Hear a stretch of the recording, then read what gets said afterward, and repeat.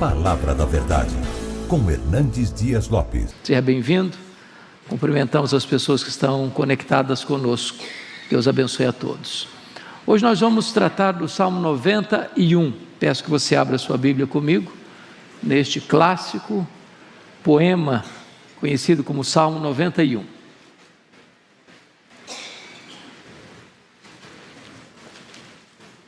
Salmo 91.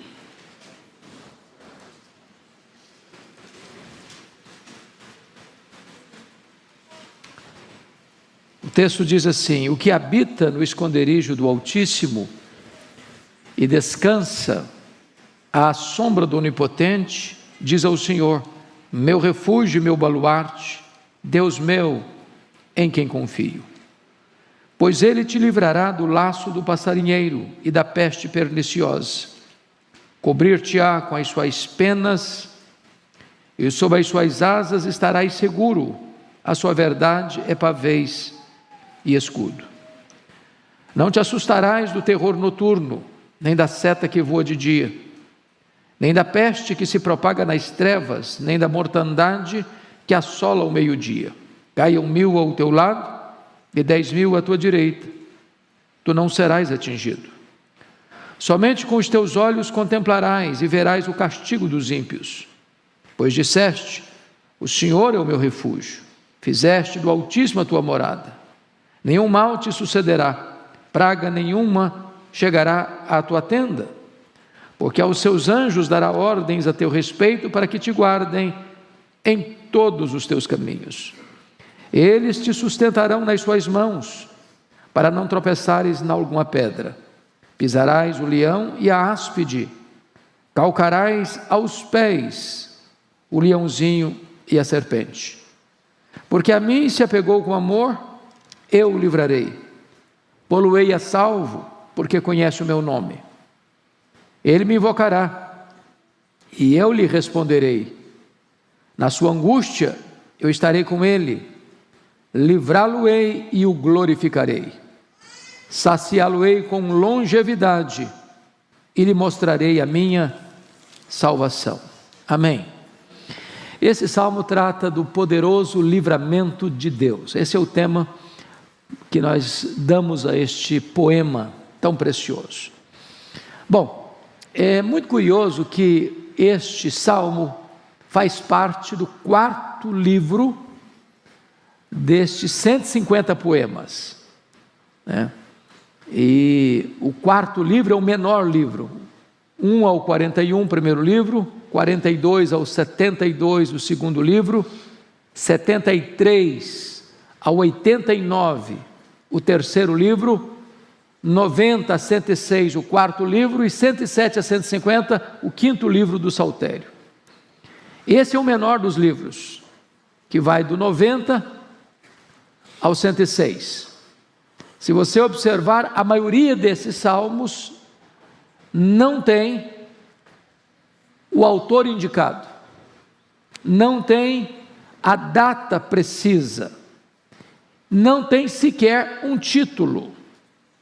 Mas esse salmo, e não obstante isso, não sabemos quem o escreveu, quando o escreveu, é um grande clássico. E é curioso que esse salmo é muito usado, infelizmente, como uma ferramenta mística na casa de muita gente, né? Abre a Bíblia no Salmo 91, bota num móvel na sala, como se isso fosse uma espécie de talismã, de uma ferradura espiritual, para espantar mal-olhado, para espantar demônio, para livrar a família dos males que rondam a família. Não é essa uma boa maneira de usar o Salmo. Nós não usamos a Bíblia de forma mística. Nós não usamos nenhuma porção da Bíblia no sentido de que ela misticamente vai nos proteger. O salmista foi claro no Salmo 119: guardo a tua palavra no meu coração para não pecar contra ti. Você guarda a melhor coisa, a palavra de Deus, no melhor lugar, no coração, com o maior propósito, para não pecar contra Deus. Então você podia encher sua casa de Bíblia aberta no Salmo 91, Se você não colocar essa palavra no seu coração, de nada vai adiantar. Ela não é um talismã, ela não é um emblema místico para proteger as pessoas. Eu estou convencido de que o Salmo 91 é uma espécie de versão neotestamentária de Romanos 1:31. Quem lembra Romanos 1:31? Se Deus é por nós, quem será contra nós? Eu acho que o Salmo 91 ressoa de forma eloquente esta mensagem de Paulo aos Romanos. Se Deus é por nós, quem será contra nós? Então, vamos examinar esse texto. Primeiro, Deus é a nossa morada segura, é o que está aí no verso 1 a 4. Então, vamos olhar os versos 1 e 2, como nós temos uma habitação plenamente segura em Deus. O que habita no esconderijo do Altíssimo e descansa à sombra do Onipotente. Vamos primeiramente entender isso aqui. Veja você que ele não diz que você é um morador temporário, ou um visitante, ou um turista. Você faz visitas rápidas e vai embora. O texto diz o que habita. O que é habitar? É morar. É algo permanente. Não é uma visita ocasional. Não é que você se lembra de Deus na crise, depois a crise passa, você se esquece de Deus de novo. Mas o texto está dizendo o que habita no esconderijo do Altíssimo.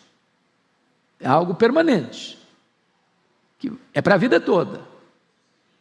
Deus não é apenas um hóspede que vem e vai. Deus é a nossa própria casa, é a nossa própria morada. Então preste atenção nisso. Você mora numa casa, você mora num apartamento, você deu conforto à sua casa, você deu conforto ao seu apartamento, você trouxe segurança para a sua casa, você botou porta, você botou tranca, você botou alarme. Você mora lá, mas além de você morar na sua casa, no seu apartamento, mais do que tudo, você deve morar em Deus. Ele é a sua habitação, Ele é a sua casa onde você deve morar, é nele que você deve residir, é a ideia do texto. Agora, notem que quando você habita em Deus, faz de Deus a sua habitação, você pode descansar. Porque, por que você chega na sua casa e descansa? Você se acha o que aí? Seguro, protegido, guardado. Você sabe que ninguém vai incomodar você. Você botou uma tranca, você botou um alarme. Você tem um vigia lá na porta. Se você mora num prédio, tem uma portaria que blinda a entrada de estranhos.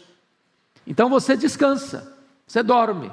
Você não fica inquieto, será que vai chegar alguém? Será que eu vou ser incomodado por um estranho? Não, você descansa.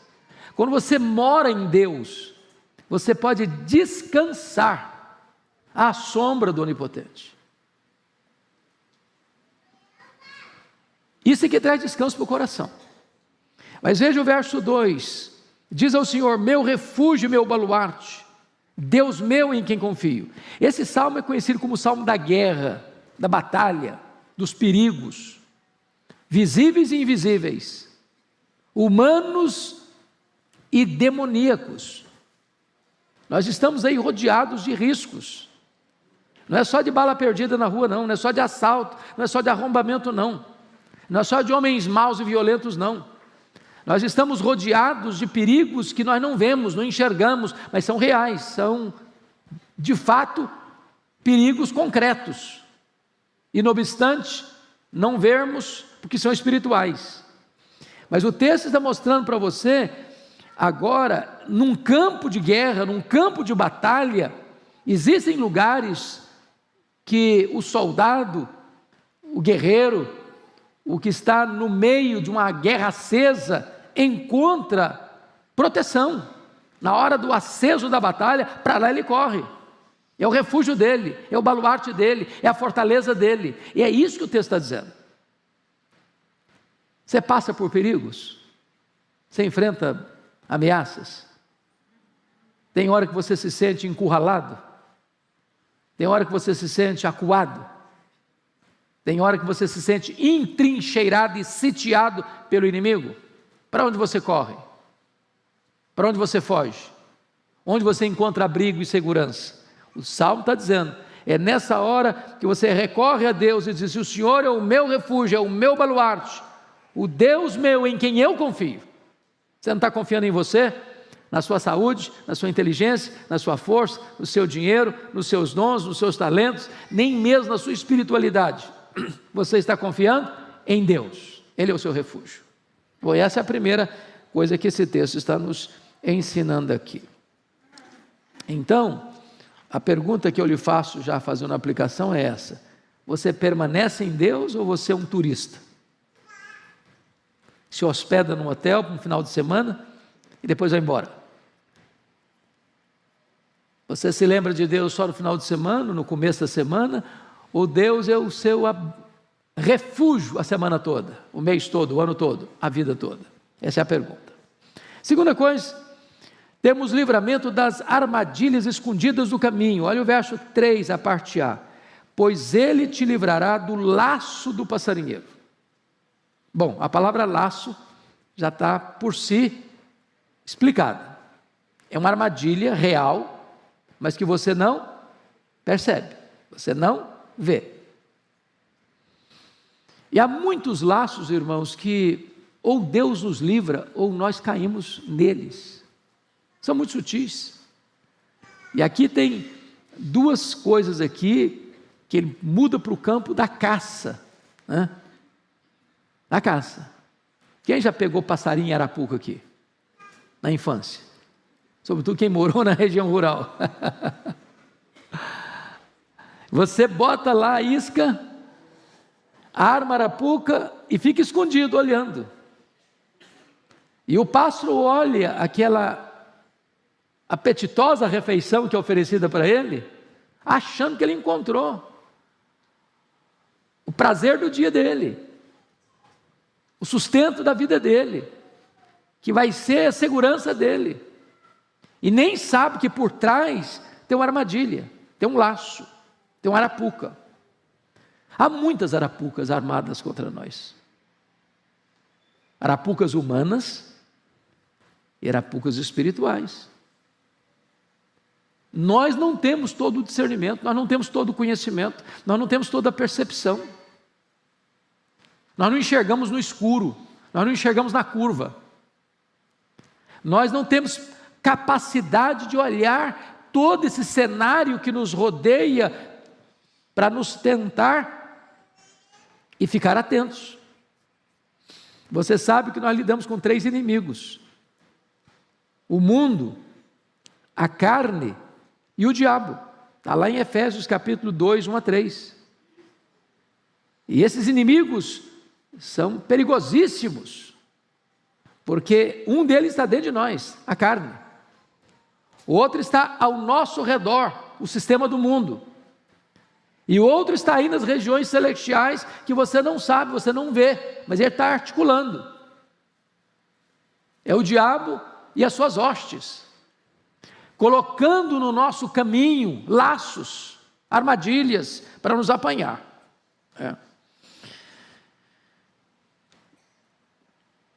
O que nós precisamos ficar atentos aqui? Paulo diz lá em 2 Coríntios 2, versículo 11, que nós não podemos ignorar os desígnios de Satanás. Nenhuma pessoa sensata e sábia olhou para esse mundo espiritual, como alguns hoje tentam fazê-lo, como se o diabo fosse uma formiguinha inofensiva.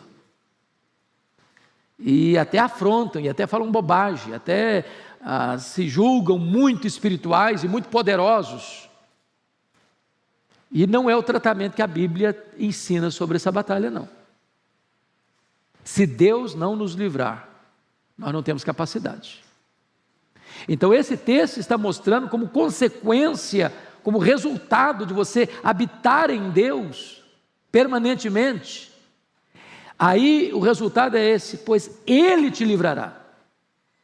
Esse Ele te livrará não está dizendo que Deus é parceiro nas nossas loucuras, que se nós formos turistas para buscar a Deus só em ocasiões especiais e depois sairmos, fugirmos, que nós seremos livrados do laço passarinheiro, não. É resultado de você habitar em Deus. É quando você está morando em Deus, é que Deus livra você do laço do passarinheiro. Mas veja mais, não só do laço do passarinheiro, mas temos livramento da peste perniciosa. O verso 3b diz, e da peste perniciosa. O que seria a peste perniciosa? Aqui, obviamente, ele está tratando das doenças, mormente das doenças endêmicas e pandêmicas. Primeiramente, vamos entender uma coisa aqui, para a gente não chegar a conclusões apressadas ou perigosas. Nós estamos aí ainda, convivendo com a pandemia. Nós tivemos problemas graves no passado, como a peste negra na Europa, que dizimou 1/3 da Europa. Nós tivemos no começo do século XX a chamada febre espanhola, que foi muito letal. E agora no século XXI, em março de 2020, a chegada de uma pandemia que tornou-se praticamente universal, por isso chamada de pandemia e não apenas de uma epidemia. Mais de 6 milhões de pessoas ceifadas, e nós de forma alguma estamos sugerindo que quem foi ceifado na pandemia era menos crente ou menos piedoso do que você e eu que estamos aqui. Gente melhor do que nós se foi, até porque hoje nós temos um conceito diferente de morte no cristianismo, e Paulo vai dizer isso em Filipenses 1:21, para mim o viver é Cristo e o morrer é lucro. Morrer não é uma tragédia para um cristão. Paulo diz lá em Filipenses 1:23, morrer é partir para estar com Cristo, o que é incomparavelmente melhor. Ou, segundo Coríntios 5:8, morrer é deixar o corpo e habitar com o Senhor. Ou Apocalipse 14:13, bem-aventurados são aqueles que desde agora morrem no Senhor, para que descansem das suas fadigas e as suas obras nos acompanhem. Porém, nós cremos também, e é verdade também, que quem nos livra da peste perniciosa, das doenças perigosas, é Deus. Você crê nisso? Meus irmãos, nós somos vulneráveis demais. Você está andando por aí, tem vírus aí que você não enxerga, tem bactéria que você não vê. De quantos livramentos você já teve na sua vida, nessa área? Você tem ideia? Você tem noção? O apartamento mais alto e mais seguro não livra uma pessoa de ser infectada por um vírus, por uma bactéria. Você pode usar a maior proteção de luvas, de máscara, de roupas especiais, que não blinda totalmente você. Então, também isso é verdade, que quem nos livra, quem nos dá saúde, quem nos dá proteção das enfermidades é Deus. E mais, mesmo depois que a enfermidade vem, quem nos cura também é Deus. E Deus cura como? Pelos meios, sem os meios e apesar dos meios. O médico e a medicina são os instrumentos, mas em última instância quem cura é Deus. É por isso que toda cura é divina. Deus usa o médico, Deus usa o remédio, mas o que está escrito na Escritura? É Ele quem perdoa todas as nossas iniquidades e quem sara todas as nossas enfermidades. Então, esta é outra verdade que o texto está nos mostrando, o livramento de Deus da peste perniciosa. Mas temos outra coisa aqui, nós temos também uma proteção amorosa e eficaz. Você pode ler o 4 comigo? Vamos juntos? Cobrir-te-á com as suas penas, sob as suas asas estarás seguro, a sua verdade é pavês e escudo. Bom, agora ele sai do campo da caça, lá no mato, onde você está pegando passarinho, para o campo doméstico, da galinha. Eu acho que quem já viveu no interior já viu essa cena, e se você nunca viu presencialmente essa cena, já viu fotografias eloquentes dessa cena. Forma-se uma chuva, a água cai, as enxurradas vêm, e a galinha com seus montes de filhotes, quando vê o perigo, ela para, chama toda a filhotada para debaixo das asas e sofre o revés da chuva para proteger os filhotes.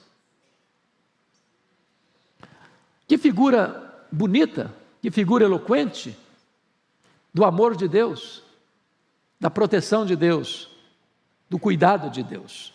Então eu queria que você lesse comigo 2 salmos, 2 versículos, para ilustrar a riqueza e a beleza desse texto. Primeiro, o Salmo 36, versículo 7. Olha aí que preciosidade de verdade que está aí. 36, 7. Vamos juntos? Vamos lá? Como é preciosa, ó Deus, a tua benignidade. Por isso, os filhos dos homens se acolhem à sombra das tuas asas. Por que você corre para debaixo das asas de Deus? Porque Ele é benigno. Se você correr para lá, Ele não vai escorraçar você. Ele não vai pisar em você. Ele não vai esmagar você. Ele não vai condenar você. Jesus diz: todo aquele que vem a mim, eu não lançarei fora. Está na hora da angústia, da dor, da tempestade, dos riscos, dos perigos. Corre para Ele, se agasalhe debaixo das asas dEle, e você encontrará proteção. Mas olha comigo ainda o Salmo 57, verso 1. Olha que precioso isso aqui. Agora é um pedido, é uma súplica, é uma oração. Leia comigo o verso 1, 57, versículo 1. Vamos juntos? Tem misericórdia de mim, ó Deus, tem misericórdia, pois em ti a minha alma se refugia. À sombra das suas asas me abrigo, até que passem as calamidades. O que ele está admitindo? Que tem calamidade, tem dia de tempestade, tem dia de prova. O crente não é blindado, ele não vive numa estufa, ele não vive num xingrilá da vida, num jardim grinaldá de flores. Ele vive num campo de batalha, de enfrentamento de perigos. Mas quando esse perigo chega, para onde você foge? Para onde você corre? Aonde você encontra abrigo? Debaixo das asas de Deus. E você vai ficar aí até que passem as calamidades. Deus é o nosso amoroso protetor. E a verdade de Deus, a sua verdade é pavês e escudo. O que ele está querendo dizer para nós é que a verdade de Deus nos protege. Irmãos, é tão precioso isso. E quem foge da verdade de Deus, quem foge debaixo das asas de Deus, vai sofrer o revés. Vai sofrer o revés. Eu gosto muito da ilustração da águia. Os estudiosos que examinaram um pouco mais detidamente a águia, dizem que quando a águia está voando e ela detecta a chegada de uma tempestade, ela, diferentemente do iambu, já ouviu falar no iambu? Iambu é uma ave, é muito comum aqui no Brasil, pequenininha, do tamanho de uma pomba, e o iambu só voa abaixo, só debaixo da tempestade, levando os reveses da tempestade. Mas quando a águia avista a tempestade, ela agiganta os seus esforços, voa para cima das nuvens tempestuosas, onde tudo está calmo e sereno. Mudando a figura, quando a tempestade chega, já que você não voa como a águia, mas você é como um pintinho, vulnerável, frágil, que não se protege a si mesmo, não tem poder de cuidar de você mesmo, mas quando chega a tempestade, você corre para o seu refúgio, e esse refúgio é debaixo das asas do Onipotente. Aí você encontra descanso e proteção. Mas notem mais, esse texto, em segundo lugar, vai tratar para nós que Deus é o nosso protetor incomparável. Primeiro, Ele é a nossa morada segura. Agora Ele é o nosso protetor incomparável. E eu destaco algumas coisas aqui. Primeiro, temos livramento dos terrores que assaltam a nossa alma. Versículo 5: não te assustarás do terror noturno, nem da seta que voa de dia. Bom, agora ele sai do campo doméstico, já lidou lá com a caça, campo doméstico, agora ele entra num campo de guerra. Campo de guerra. E esse Deus é o Deus que traz livramento. E eu chamo a sua atenção para o fato do assustar do terror noturno. A seta que voa de dia. Uma pessoa assustada é uma pessoa com medo. E o medo, meus irmãos, não é um sentimento. O medo é um espírito que oprime. Quando Paulo vai escrever a sua segunda carta a Timóteo, no capítulo 1, versículo 7, ele vai dizer: Deus não nos deu espírito de medo, mas de poder e de moderação. O apóstolo João vai dizer que o amor lança fora todo medo. Então, por que que eu tenho medo? Por que que você tem medo? Porque nós somos vulneráveis. Tudo aquilo que foge ao nosso controle traz medo. É óbvio. Você não tem controle, você tem medo. Nós não temos controle sobre muita coisa. Lembra lá do Salmo 23, versículo 4: ainda que eu ande pelo vale da sombra da morte, não temerei mal nenhum. Não é porque ele é bom, porque ele é forte, porque conhece tudo, sabe tudo, pode tudo. Não temerei mal nenhum, porque tu estás comigo. Então o segredo de vencer o medo, e tem muitos medos, tem até fobias, tem gente que tem medo de altura, e eu, por exemplo, tenho. Tem gente que tem medo de lugar aberto, tem gente que tem medo de lugar fechado, claustrofobia. Eu também tenho. Eu quase morri uma vez sem saber que eu tinha claustrofobia. Lá dentro das pirâmides, quase que eu viro uma múmia do faraó lá. Foi a coisa mais horrorosa da vida.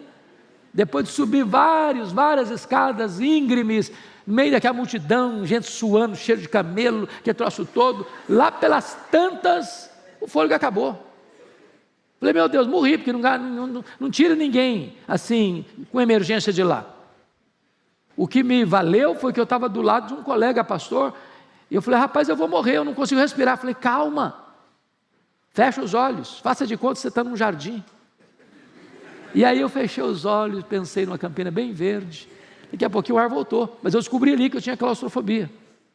Tem muitos medos, muitos medos. Tem gente que tem medo da vida, tem gente que tem medo da morte, tem gente que tem medo da solidão, tem gente que tem medo da multidão, tem gente que tem medo de ficar doente, tem gente que tem medo de ficar assim, sem poder pagar o plano de saúde.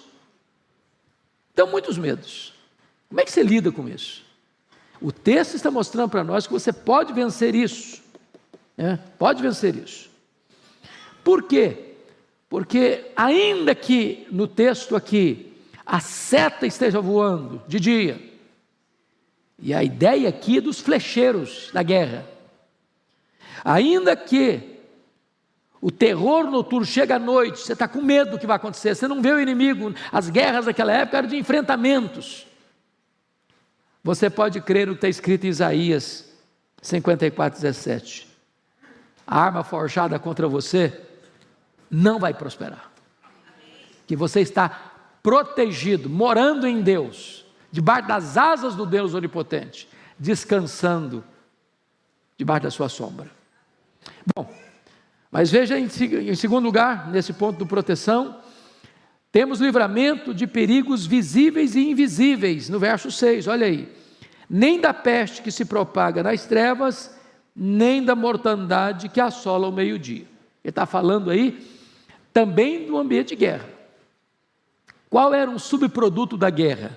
Pessoas feridas, pessoas infectadas, pessoas adoecidas, nem sempre tinha como tratar, Hoje tem tantos filmes de guerra, e eu perdi um pouco o gosto, porque eles botam uma dose de violência maior do que a realidade.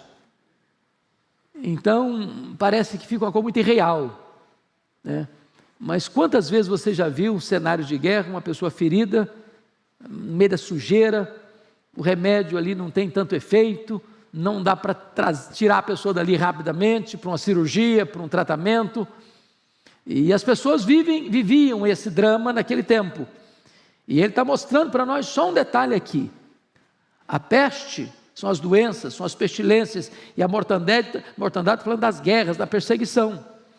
Versículo 6, nem da peste que se propaga nas trevas, nem da mortandade que assola o meio dia. Você não está o quê? Assustado com isso. Agora vamos parar um pouquinho aqui.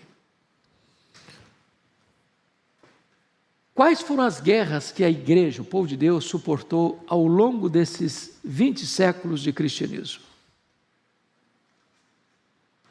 Às vezes, irmão, a gente não tem noção disso. Você pega, por exemplo, dos Césares de Roma, começando com Nero. Você imagina o que é um crente ser crucificado?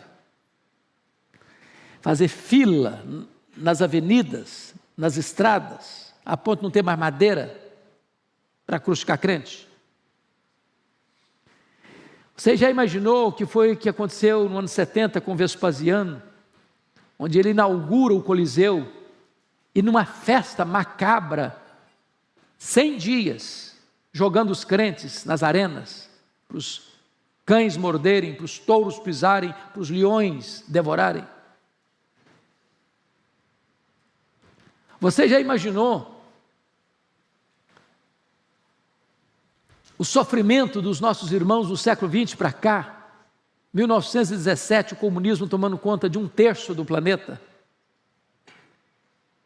Milhões de pessoas morrendo, torturadas, presas, escassez de pão, castigos severos. Vocês sabem disso, o século XX matou mais cristãos do que todo o restante da história junta.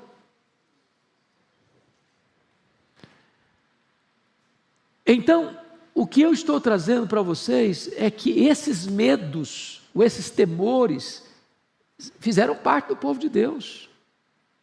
Quantos morreram na Inquisição? Quantos morreram nas guerras étnicas, tribais, religiosas? Acho que vocês têm ciência, por exemplo, do que aconteceu na noite 24 de agosto de 1572 na França, a chamada Noite de São Bartolomeu, onde 70 mil crentes foram mortos uma única noite, traiçoeiramente. Então, quando esse texto mostra para nós que você pode ser liberto, ou se não liberto do fato, mas liberto do medo, porque às vezes Deus nos permite passar, mas tira o medo.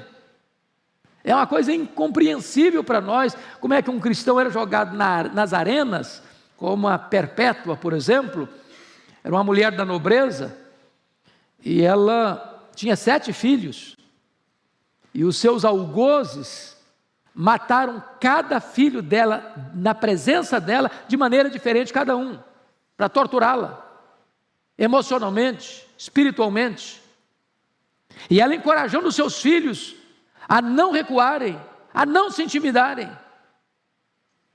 E quando só ela sobrou, ela começou a ser castigada. Ela disse para o seu algoz: viva eu te vencerei, morta vencer-te-ei ainda mais. Vocês acham que essa mulher era mais corajosa do que você? Era mais crente que você? Não. Se Deus um dia permitir que a nossa geração experimente situações tão amargas quanto, Ele há de nos capacitar. Não é porque nós somos fortes, é a graça que sustenta. É a graça que sustenta. Você imagina um Pedro, lá em Atos 12, preso por ordem de Herodes Agripa I, depois de ter matado Tiago, prendeu para matar depois da festa, última noite. Eu acho isso incrível. Pedro está no corredor da morte. Ele sabe que vai morrer na hora que amanhecer o dia. O que ele está fazendo? Desesperado? Chorando? Se esperneando? Não, ele está dormindo. Cheio de algemas nos pés, nas mãos, está dormindo. Serenidade. O nosso Deus é o autor da paz, e Ele é que nos dá a paz que excede todo o entendimento, seja qual for a situação. Mas, notem vocês, que o livramento também é um livramento singular, 7:8. Leia comigo 7:8, vamos juntos? Caiam 1.000 ao teu lado, 10.000 à tua direita, tu não serás atingido. Somente com os teus olhos contemplarás e verás o castigo dos ímpios. O que esse texto quer dizer, irmãos, não é que o crente é invulnerável. Nós não podemos defender essa tese jamais. Então, se eu sou crente, eu posso estar no meio de tantas flechas cruzando para lá e para cá que nenhum vai pegar em mim. Se eu sou crente, eu posso sair por aí, que vírus não vai entrar em mim, Covid então jamais. Se eu sou crente, eu não vou bater carro. Se eu sou crente, eu nunca vou ter uma doença. Não é isso que o texto está prometendo. Homens de Deus adoeceram, homens de Deus sofreram, homens de Deus foram presos, homens de Deus foram torturados, homens de Deus foram martirizados, mulheres de Deus foram presas, mulheres de Deus foram torturadas, mulheres de Deus selaram a sua fé com o seu sangue. Porém, o que nós precisamos entender é uma coisa aqui no texto: ninguém, nem o diabo, nem ser humano qualquer, pode atingir você, se Deus não o permitir. É a história lá do Jó. Satanás levantou uma tese de que Jó adorava a Deus por interesse, e Deus permitiu que Jó fosse um exemplo para o mundo, que é possível alguém amar a Deus mais do que dinheiro, mais do que família, mais do que a si mesmo. E Satanás só pôde ir até onde Deus o permitiu ir, e nem 1 centímetro a mais. Isso é verdade na sua vida. Isso é verdade na sua vida. Sua vida está nas mãos de Deus, e ninguém pode tocar em você se Deus não permitir. E se alguém tocar em você, Deus transforma a tragédia em triunfo. Deus transforma a aparente derrota em retumbante vitória, porque o propósito dele sempre traz glória para o seu nome e bem para o seu povo, ainda que a providência seja carrancuda. Mas em quarto lugar, nós temos nossa casa protegida de toda praga. Olha comigo o verso 9 e 10. Vamos juntos? Pois disseste: o Senhor é o meu refúgio, fizeste do Altíssimo a tua morada, nenhum mal te sucederá, praga nenhuma chegará à tua tenda. Veja você que ele retorna ao tema de Deus como morada. E aí, vejam vocês ainda, que o próprio Deus está dando um testemunho do salmista. Pois disseste: o Senhor é o meu refúgio, fizeste do Altíssimo a tua morada. Então, mais uma vez, a ideia não é um turista, não é alguém que vem passar um final de semana e vai embora depois. Se você fizer de Deus a sua morada, a promessa está aí no verso 10: nenhum mal te sucederá, praga nenhuma chegará à tua tenda. Mas aí vamos entender melhor, porque o livramento de Deus, irmãos, pode ser livrar você do perigo. Segundo, pode ser livrar você no perigo, e pode ser livrar você através do perigo. Então vamos ver as três circunstâncias. Deus pode livrar você de enfrentar um problema, Deus pode livrar você no meio do problema, e Deus pode livrar você através do problema. Então vamos lá, para entender isso. Deus nos livra dos perigos, é isso que está escrito aqui no versículo 10: nenhum mal te sucederá, praga nenhuma chegará à tua tenda. Então, vamos pegar um pouquinho só nesse praga nenhuma chegará à tua tenda. Crente não precisa ficar com medo, irmãos, de olho gordo, de feitiço, de macumbaria, de galinha preta na encruzilhada, de garrafa de cachaça na estrada. Que tem crente muito místico, tem que ficar com medo desse negócio. Meu irmão, se você está nas mãos de Jesus, se você está coberto pelo sangue do Cordeiro, essa mortandade não chega em você não. Ninguém lança maldição na sua vida e pega não, se você está morando em Deus. Não é que o mal não exista, é que existe um poder maior em você do que o poder do mal que quer atingir você. Então, essa é a primeira verdade. Deus livra você do problema, porque você está morando dentro dele. Mas em segundo lugar, Deus livra às vezes nos perigos, dentro dos perigos. Por exemplo, Deus não impediu que os amigos de Daniel fossem jogados na fornalha, mas Deus os livrou na fornalha. Deus não impediu que Daniel fosse jogado na cova dos leões, mas Deus livrou lá dentro da cova dos leões. Mas vamos ler um texto para amparar isso. Jó 5, só um pouquinho aí, um livro anterior aos Salmos. Jó capítulo 5, versos 19 e 20.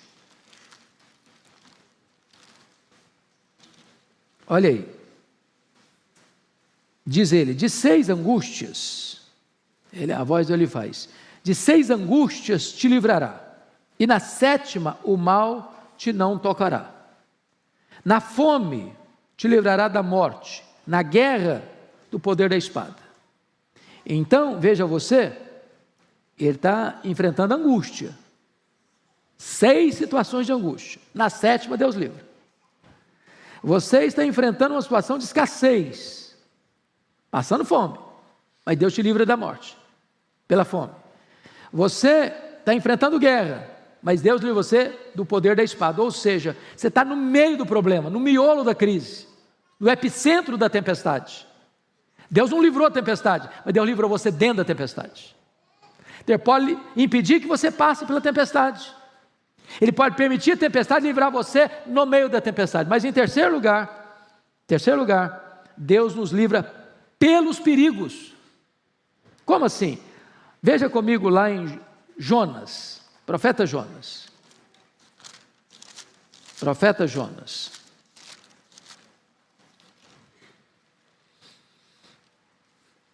Esses dias eu vi uma brincadeirinha que o crente, quando não tem aquele índice na Bíblia, fala profeta Jonas e fica desesperado, porque Jonas é pequeno e costuma se esconder no meio dos outros livros. Então Jonas, veja aí versículo de número 17, Jonas 1,17. Deparou o Senhor um peixe para que tragasse a Jonas, e esteve Jonas 3 dias e 3 noites no ventre do peixe. Eu fico imaginando o Jonas ser lançado no mar. Bom, eu sei nadar, eu me viro, eu podia pensar. Aí de repente, um grande peixe deu uma engolida nele. Falei, bom, agora acabou. Foi o primeiro cara a andar de submarino na história. Só que aquele grande peixe, que parecia ser o seu problema, porque tem esperança para um cara no ventre de um grande peixe? Primeiro que o perfume lá não era francês, né? Segundo que o desconforto, eu nem imagino quão grande devia ser. Mas aquele grande peixe não foi enviado para matar Jonas, para destruir Jonas, para acabar com ele. Porque, olha aí o que está escrito no capítulo 2, versículo 10 de Jonas. Falou, pois, o Senhor ao peixe, e este vomitou Jonas na terra. Então, o peixe que parecia ser o problema, na verdade, era o livramento.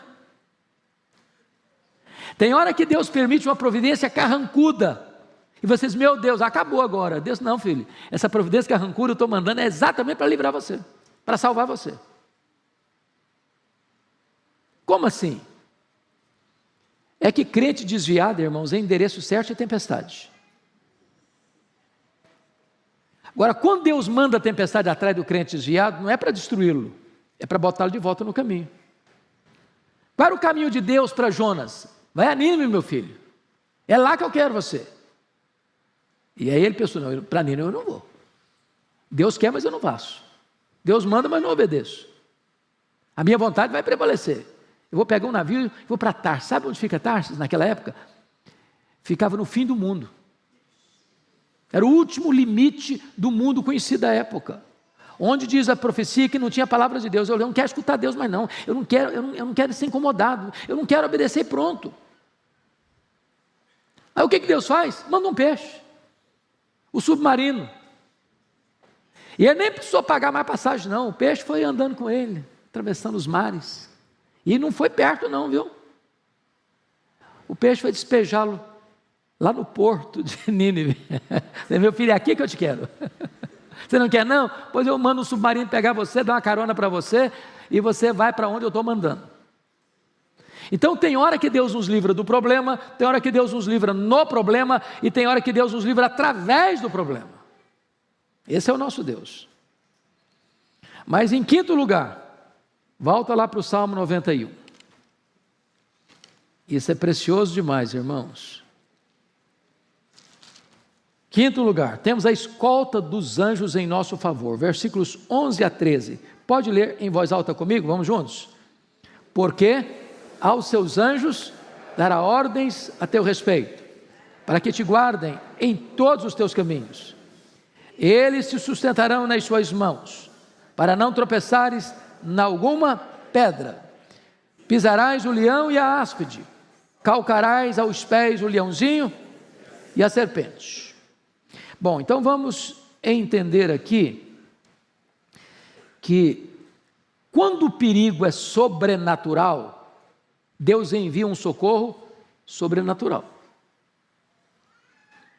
Por exemplo, você não quer ter a sua casa arrombada. O que é que você faz na sua casa?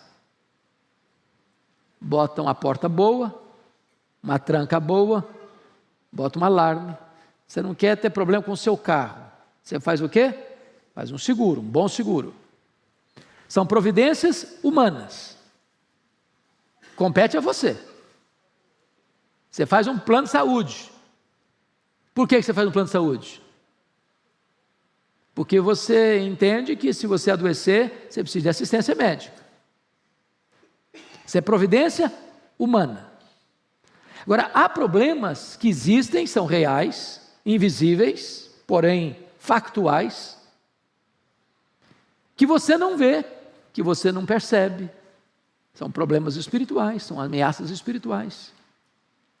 E Deus manda quem? A providência sobrenatural. Você está vendo um anjo? Você já viu o anjo? Eu não vi. Talvez, em algumas circunstâncias da minha vida, eu tive altas suspeitas de que não era gente, era anjo. Mas eu não posso confirmar também não. Não me deu o CPF celestial. Então, note você o que está escrito aí. Veja você, versículo 11, porque aos seus anjos dará ordens a teu respeito. Então, ou seja, os anjos são diáconos de Deus, servos de Deus, ministros de Deus, debaixo das ordens de Deus, para fazer o que na sua vida? Para guardarem você. Meus irmãos, um dia, certamente, nós vamos saber de tudo. Quando chegarmos lá, vamos conhecer como somos conhecidos. Quantos livramentos você já teve? Eu fico imaginando, nas estradas perigosas do Brasil. Eu já fiz muitas loucuras lá no Espírito Santo, vocês sabem, tem estradas não tão boas quanto aqui em São Paulo, viajando de madrugada, com sono. Quantas vezes desponta numa curva um caminhão em cima de você e você tem que jogar para o acostamento, nem sabe se tem acostamento. E Deus livrou, e Deus poupou. E quantos que você nem ficou sabendo? Atrasou 5 minutos, aquele atraso vai para poupar a sua vida.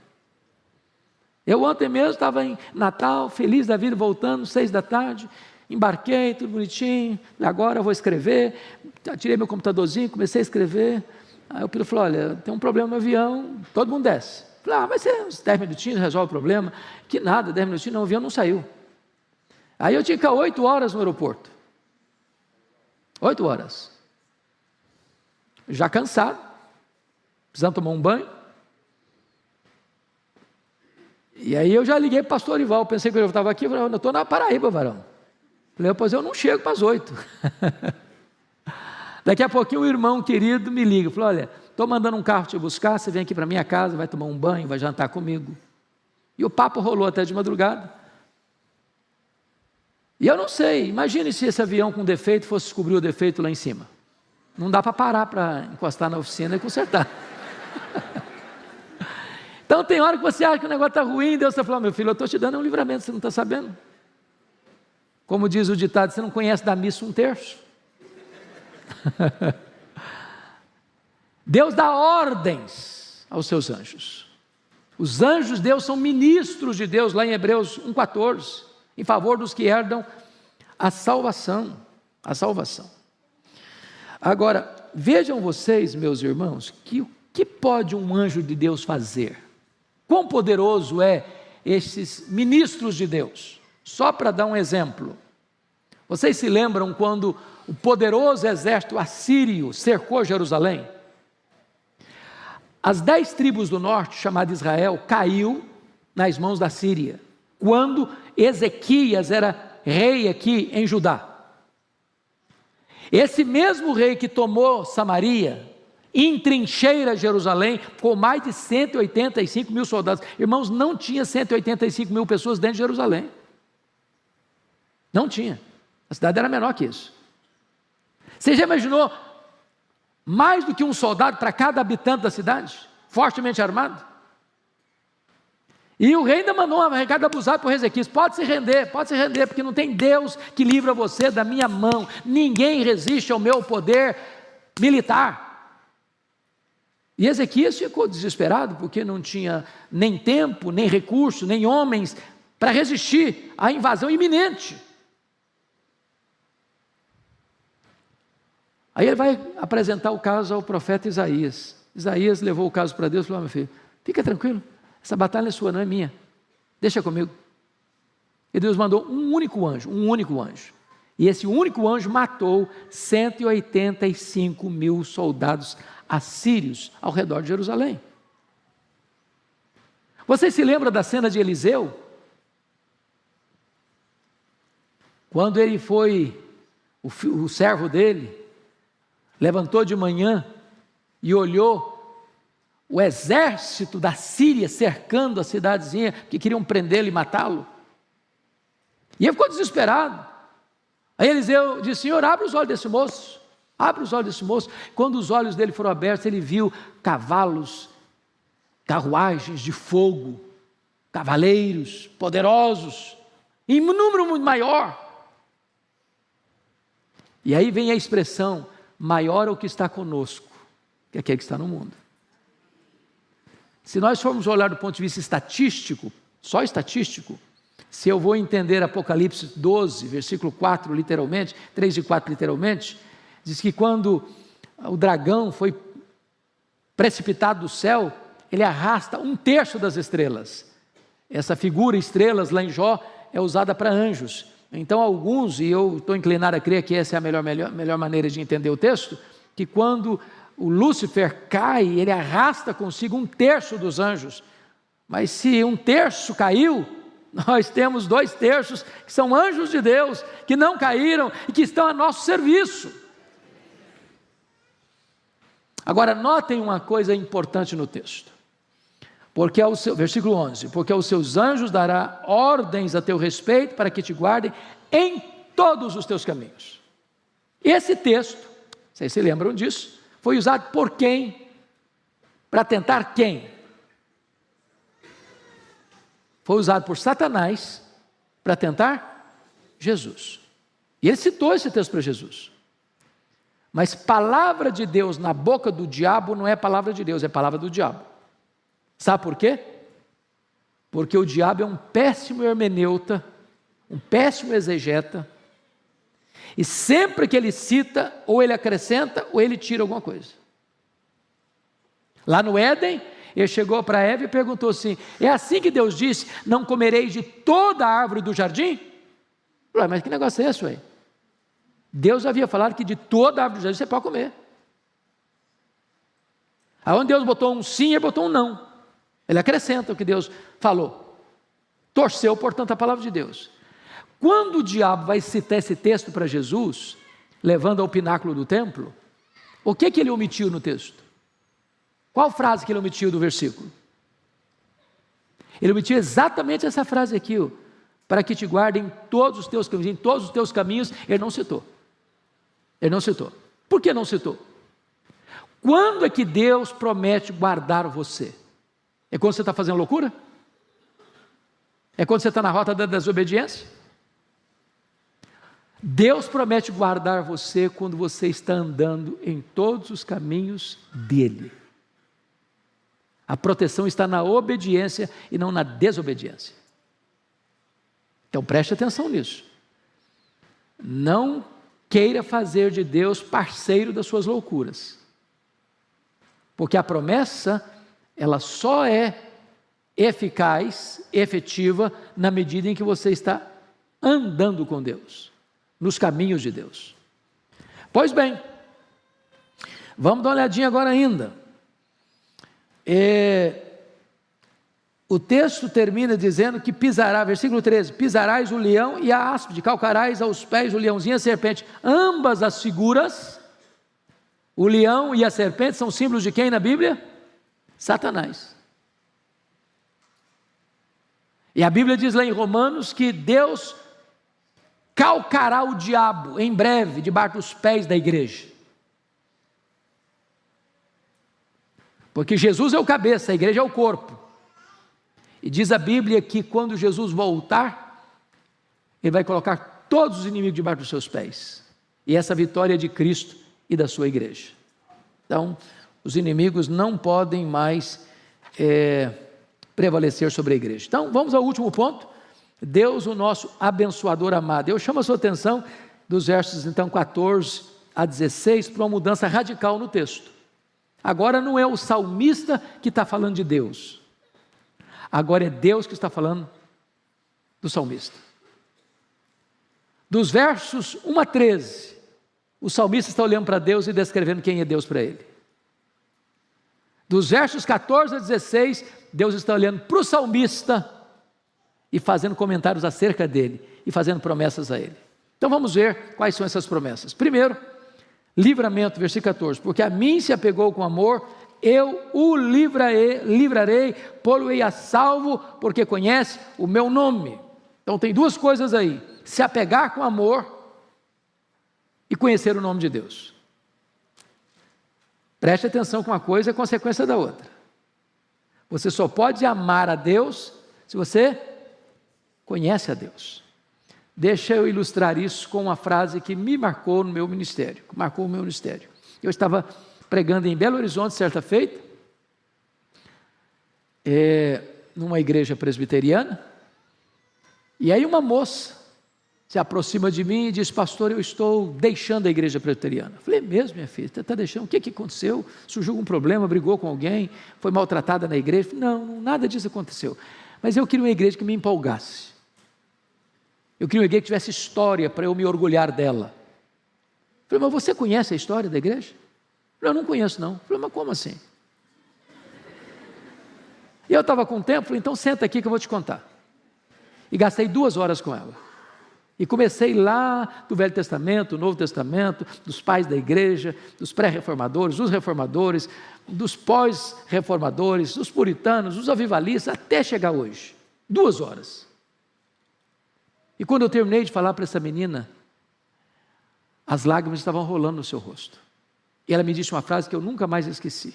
Ela disse assim: pastor Hernandes, ninguém pode amar aquilo que não conhece. Você não vai amar a Deus se você não conhece a Deus. Você não ama estranho. Você só ama as pessoas com quem você se relaciona. Então, quando você conhece a Deus e você ama a Deus, Deus está prometendo por você a salvo de tantas enrascadas, de tantos perigos, de tantas ameaças, de tantas armadilhas. Segundo, o que é que Deus promete? Resposta às suas orações. Olha aí o versículo 15, a parte A. Ele me invocará e eu lhe responderei. Que coisa maravilhosa, irmãos, é saber que Deus responde a oração. Oração não é para gente forte, é para gente fraca. E vamos corrigir algo, teologicamente falando. Tem muita gente dizendo que a oração é poderosa. Isso não é verdade. A oração não é poderosa. Poderoso é o Deus que responde a oração. O poder não está em você que ora. O poder está no Deus que recebe a oração. Está escrito aí: Ele me invocará e eu lhe responderei. Isso é promessa de Deus. Então invoca a Deus. Fala com Deus, apresenta a Deus a sua causa. Talvez você veja aqui hoje com uma batalha imensa na sua vida, na sua família, no seu casamento, na sua vida física, na sua saúde, na sua vida financeira. Não sei qual é a luta que você atravessa. Apresenta essa causa para Deus. E tem uma promessa: Deus vai responder a você. Terceiro, consolo na angústia. Versículo 15, parte B. Na sua angústia, eu estarei com ele. Isso é muito importante entender. Deus não está prometendo para você que você não terá angústia. Aliás, não dá para passar pela vida, né? Você conhece alguém que passou pela vida todinha, da infância à velhice, e não conheceu angústia? Não sabe o que é isso? Eu nunca passei esse negócio não. Nem sei o que é isso na verdade. Você conhece essa pessoa? Tem endereço dela? Dá para dar o CPF dela? Tem jeito não. Aqui passa angústia. Porque às vezes quando a gente está passando por angústia, a gente pensa que nós somos a maior vítima do universo, só com a gente que acontece, e a nossa luta é a maior do universo. Não, você precisa saber que, como diz a Escritura, tem muita gente dos nossos irmãos que estão passando a mesma angústia que você está passando. Está lá em 2 Coríntios, capítulo 1, versículo 3 e 4. Agora, o que Deus está prometendo é quando você passar por esse vale da angústia, Ele vai estar com você. Ele vai fortalecer você. Ele vai aprumar você. Ele vai encorajar você. Ele vai consolar você. Ele vai enxugar as lágrimas suas. Ele vai trazer alento e restauração para a sua vida. Louvado seja Deus. Quarto lugar, maior honra depois das dificuldades. Versículo 15 termina assim: livrá-lo-ei e o glorificarei. Ou seja, o que o texto está dizendo é o seguinte: você vai passar pela angústia, Deus vai estar com você, mas não só estar com você, Ele vai livrar você, e depois que Deus estiver com você e livrar você, Ele vai colocar você num patamar mais alto. Ele vai levar você, Ele vai glorificar você, Ele vai exaltar você, Ele vai dar experiências maiores a você. Você vai sair dessa luta não arranhado, não manquejando, você vai sair dessa luta mais do que vencedor, vitorioso. Essa é a promessa de Deus. Mas em quinto lugar, Deus promete para você longevidade. Olha o verso 16, parte A: saciá-lo-ei com longevidade. Bom, a ideia de saciar é bonita. Significa que você e eu temos sede de viver, e viver muito.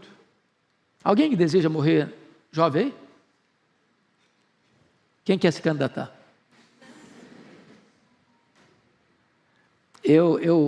Ontem eu terminei o comentário de Eclesiastes.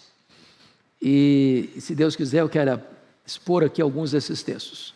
Mas o último capítulo de Eclesiastes é certamente a peça literária mais importante da literatura mundial sobre velhice.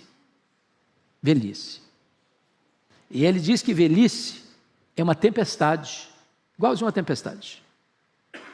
Forma a tempestade, o aguaceiro, e daqui a pouquinho outras nuvens se formam e vem outra tempestade. Daqui a pouquinho você nem levantou direito a cabeça, outra tempestade. Então, velhice é um enfrentamento de tempestades. Mas ele diz que velhice é como uma casa que está ruindo. Então, a gente às vezes quer tapar o sol com a peneira e dizer que é a melhor idade. Como diz a brincadeira, me engana que eu gosto. Não, a Bíblia não trata com melhor idade não. Agora, o que é maravilhoso é que na teologia do Novo Testamento, Paulo diz: se a nossa casa terrestre se desfizer, que a casa está ruindo mesmo, nós temos uma mansão, feita não por mãos, eterna nos céus. E por muitos anos eu achava que a mansão era a casa que a gente ia morar lá no céu, assim, com mármore celestial, com as torneiras de ouro, com aquele negócio assim, o jardim suspenso da Babilônia, no varanda. Nada disso. O texto está falando do seu corpo, corpo da ressurreição, corpo de glória. Então nós encaramos a velhice, não porque é a fase linda, maravilhosa da vida, né? Eu brinquei domingo passado aqui, na aula que eu dei, no domingo anterior, que eu gostava muito do Evandro Luiz da Silva, com seu espírito assim, jocoso, de falar as coisas, como o pastor Arival tem esse dom também. Então, as coisas mais pesadas ficam leves. E eu vou repetir porque tem gente nova aqui. Ele disse que a vida humana se resume em 4 animais. 4 animais. Ele diz, quando você é jovem, você é o gavião. Você come qualquer coisa, você compra lá, compra cá, briga com qualquer um, você briga com a sua sombra, tudo está bom, você enfrenta qualquer problema. Nada faz mal para você. Aí depois você passa para a fase da águia. Aí você já faz voos solitários, você já não come qualquer coisa mais, você não vai em qualquer lugar mais, você já é mais seletivo. Aí depois você passa para a fase do condor. Condor aqui, condor ali, condor acolá, é aquela confusão. Aí depois você passa para a fase do javali. Javali para isso, javali para aquilo, javali para aquilo outro. E a vida é assim, né? Ou é uma tempestade ou uma casa ruindo. Porém, todos nós temos sede de quê, gente? De longevidade. E a tese de Eclesiastes, e parece que é o pedido aqui, é que embora a ciência nos tenha nos levado a uma vida mais longa, nossa expectativa de vida está crescendo, a pergunta é, mas está melhorando a qualidade da vida? Que não basta viver muito, é preciso viver bem. E o texto está dizendo que Deus sacia você com a vida longa. Deus atende essa sede que você tem de viver. E é bom viver bem. Eu gosto, o último livro que o Dr. Billy Graham escreveu, De Volta para Casa, para mim vale o livro na primeira frase do livro. Ele diz assim, a velhice não é para os fracos. A velhice não é para os fracos. Um dia, o pastor foi visitar uma ovelha dele, que estava no leito de morte, e perguntou para a ovelha assim, e aí meu irmão, está tudo bem? É uma pergunta retórica, né? Porque às vezes devia não fazer tantas perguntas, vai tudo bem, para o cara que está lá no CTI, cheio de mangueira conectada no nariz dele, na boca dele. Mas o crente respondeu assim, vai tudo bem, pastor. A casa que eu moro está desmoronando. Mas eu já estou de malas prontas para me mudar para a casa do Pai, para minha casa permanente. Essa é a certeza do crente. Agora, longevidade não tem só a ver com quantidade de anos vividos, mas com a qualidade dos anos vividos. Porque há muitas pessoas que morrem como criança, cumpriu sua missão, completou sua carreira. Outros morrem jovens, outros morrem na meia-idade, outros morrem na velhice. Eu não sei o que é longevidade, é um conceito às vezes que precisa ser redefinido, redesenhado. Mas Deus nos sacia com longevidade. Finalmente, Deus promete salvação plena, e lhe mostrarei a minha salvação. E essa salvação aqui, irmãos, não é só a salvação do aqui e do agora, porque se você creu no Senhor Jesus, você já está salvo. Você não será salvo não, você já está salvo. Mas nós já fomos salvos com respeito à justificação, nós estamos sendo salvos com respeito à santificação, nós seremos salvos com respeito à glorificação. Na justificação nós fomos salvos da condenação do pecado. Na santificação nós estamos sendo salvos do poder do pecado. Na glorificação nós seremos salvos da presença do pecado. Haverá um dia, entretanto,